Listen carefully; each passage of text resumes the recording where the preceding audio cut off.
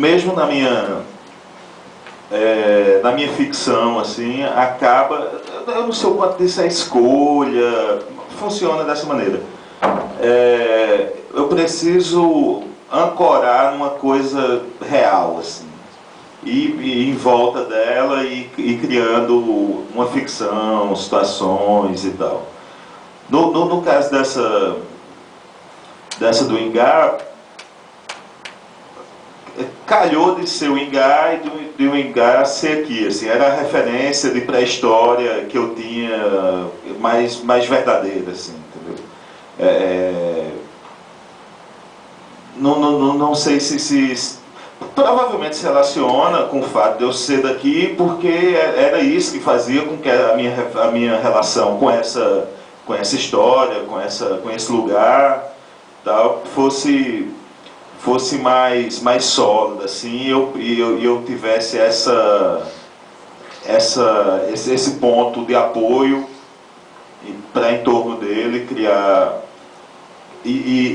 essa ficção. E nessa ficção também vou puxando outras coisas que são referências minhas, as coisas do folclore e tal, assim. Se eu não tiver um elemento real, assim, eu fico meio boiando, assim, sem saber onde estabelecer uns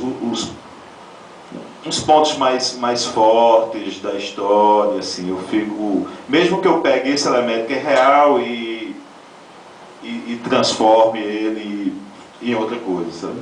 Então tem referências pessoais, assim, que eu não... E para mim é tão pessoal, para mim é uma referência tão pessoal,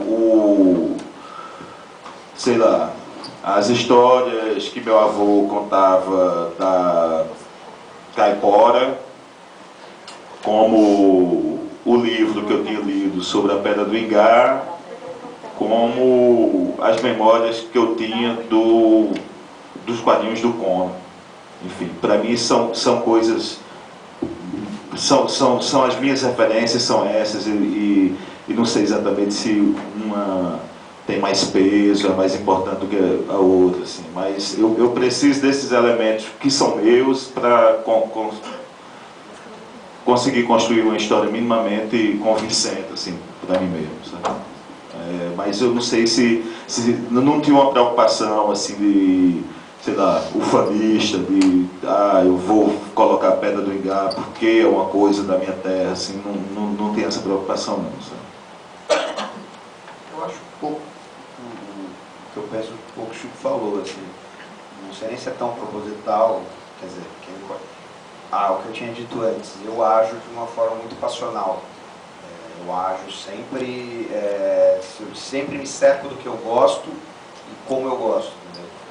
Então, é óbvio que, né, nos meus trabalhos sempre vai ter referência às coisas que eu gosto, vai sempre, alguma coisa vai ter o número 32 do Magic Johnson, vai ter alguma coisa dos Blues Brothers, vai ter sempre... E, porra, Bauru eu agradeço aos meus pais na história por Bauru, entendeu? Porque eu cresci ali e tal, e assim, no caso do Chico, mais ainda, porque a escolha do Chico foi uma escolha porque é interior, porque eu morei ali, e eu lembro das histórias da minha avó, contando histórias de terror, histórias do sítio e tal. Então é muito claro. Eu acho assim, o que melhor representa...